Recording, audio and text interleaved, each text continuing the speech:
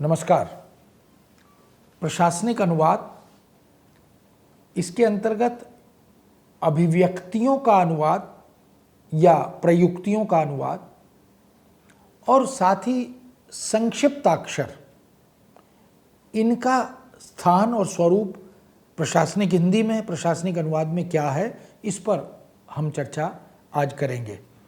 जैसा कि प्रशासनिक अनुवाद की महत्ता उसके रूप स्वरूप पर, उसकी पद्धति पर, उसकी तकनीक पर हम पहले विचार कर चुके हैं और हम जानते हैं कि प्रशासनिक जो कार्य पद्धति है उसके अंतर्गत जो सामग्री है उसमें महत्वपूर्ण स्थान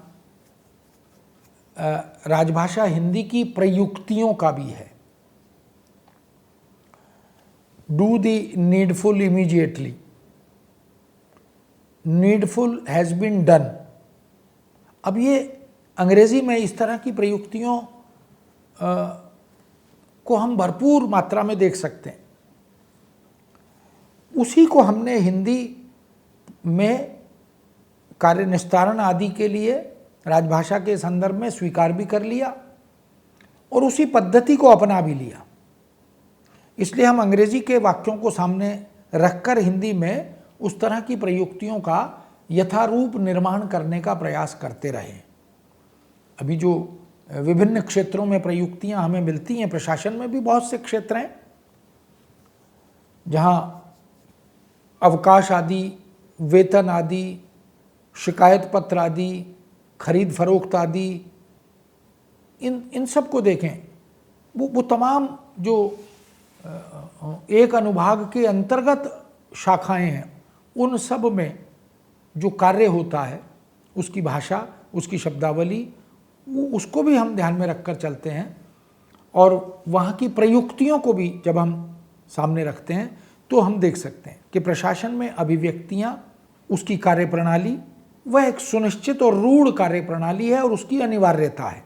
और उस पद्धति विशेष से जब भी हम हटने की कोशिश करते हैं तो अर्थ का अनर्थ होने का भय रहता है और अवांछित अर्थ निकालने की संभावनाएं भी प्रकट होने लगती हैं।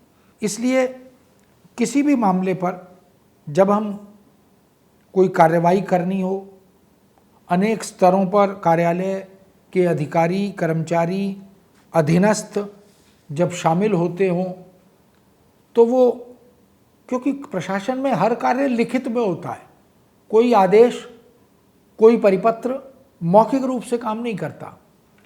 इसीलिए यथासंभव जो प्रशासन की भाषा है उसके अंतर्गत इन सब चीज़ों का ध्यान रखा जाता है।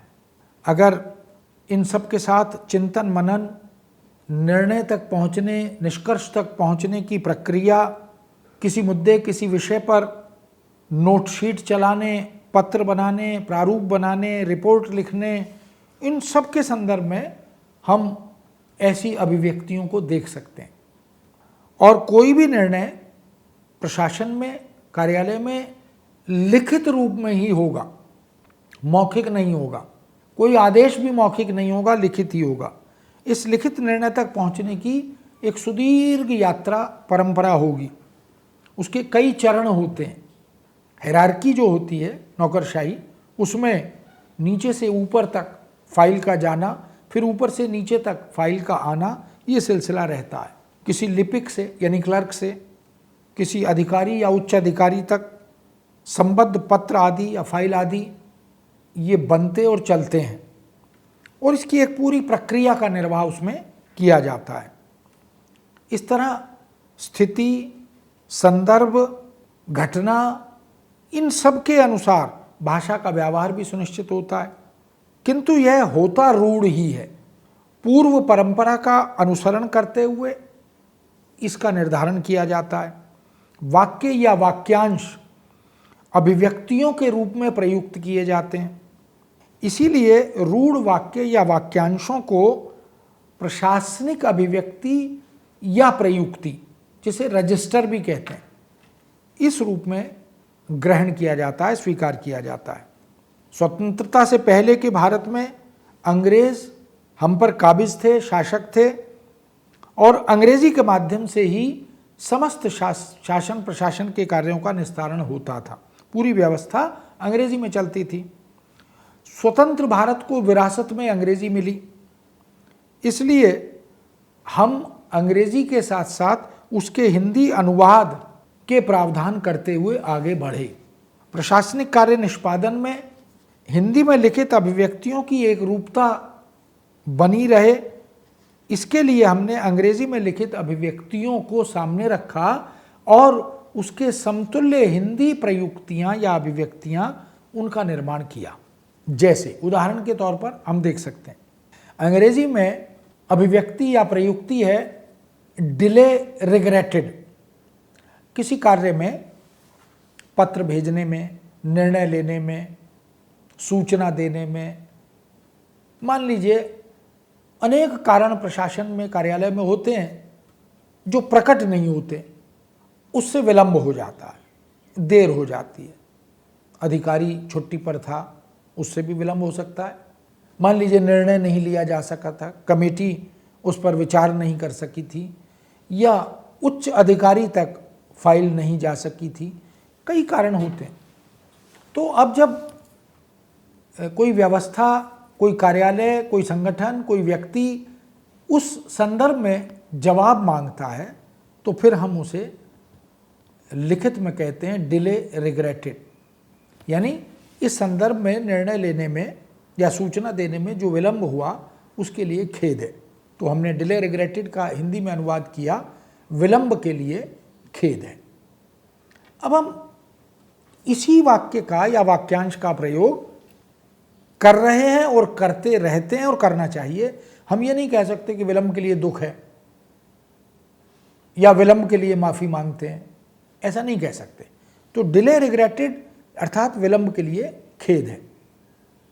इसी तरह फॉर सिंपैथेटिक कंसिडरेशन, यानी हम कहीं अनुरोध करते हैं, प्रार्थना करते हैं, तो ये कहते हैं कि भाई मेरे निवेदन आवेदन पर सहानुभूतिपूर्वक विचार कीजिए। यानी एकदम प्रशासनिक अंदाज में विचार मत कीजिए, प्रशासनिक है मामला, मुद्दा, लेकिन थोड़ी मानवता के नाते सहानुभूति भी उसमें रखिए। तो फॉर सिंपैथेटिक कंसिडरेशन ये अंग्रेजी में है, हमने हिंदी में उसके लिए बनाया सहानुभूतिपूर्वक विचार के लिए, सहानुभूतिपूर्वक विचारार्थ, ऐसा भी कह सकते हैं, लेकिन जो मूल भाव है उसको नहीं बदल सकते।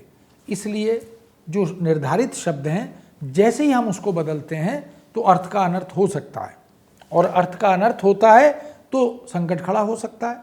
For favour of necessary action, अब हम एक आवश्यक कार्रवाई की अपेक्षा करते हैं, इसलिए हम कह रहे हैं आवश्यक कार्रवाई के लिए।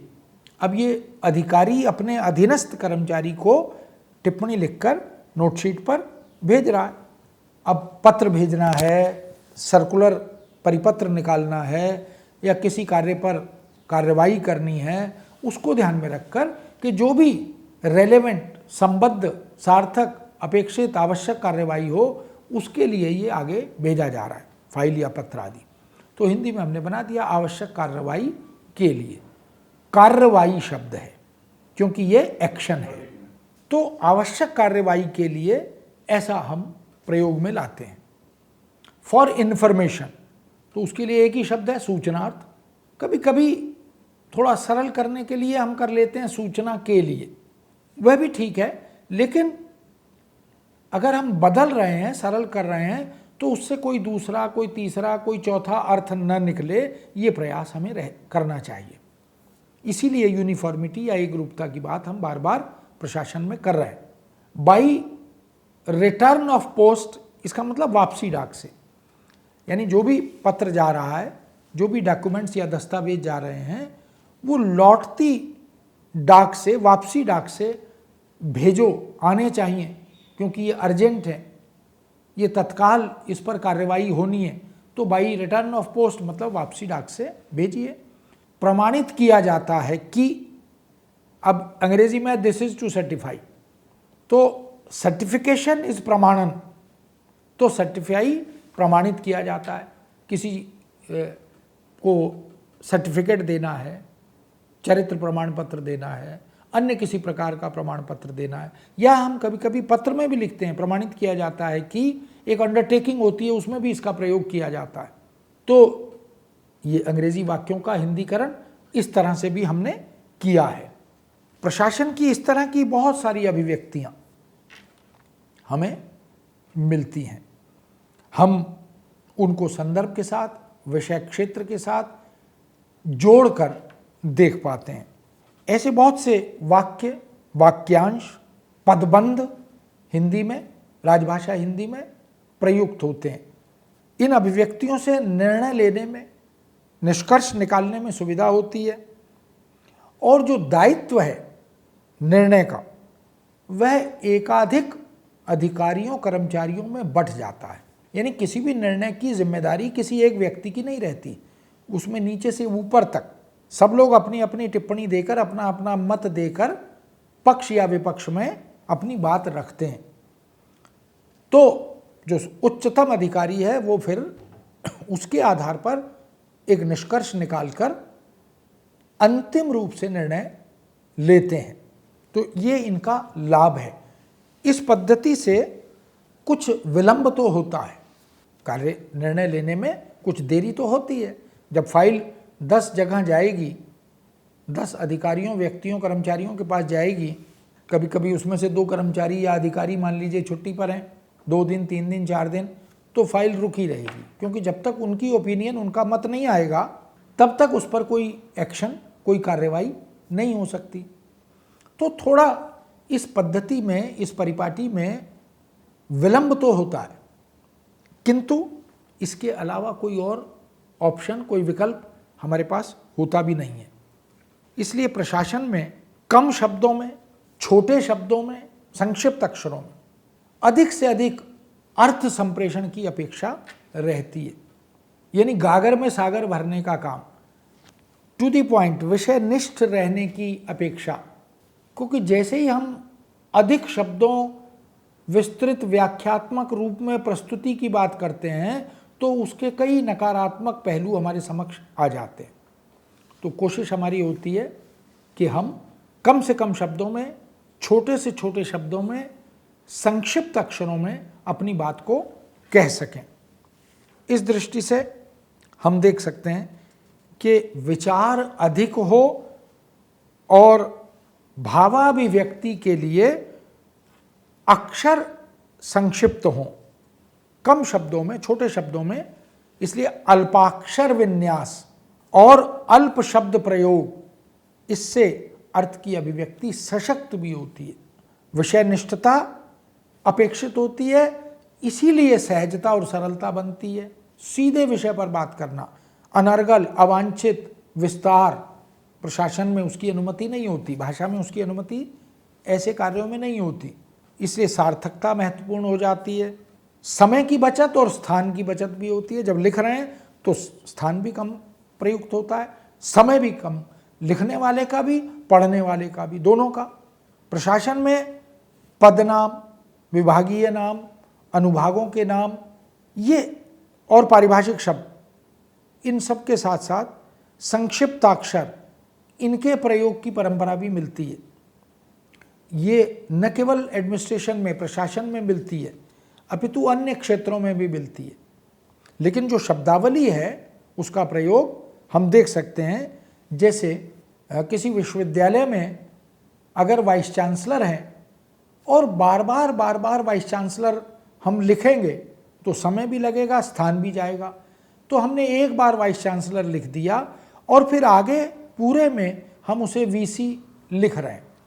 वीसी संक्षिप्ताक्षर है, जिसको हम एब्रीविएशन भी कहते हैं।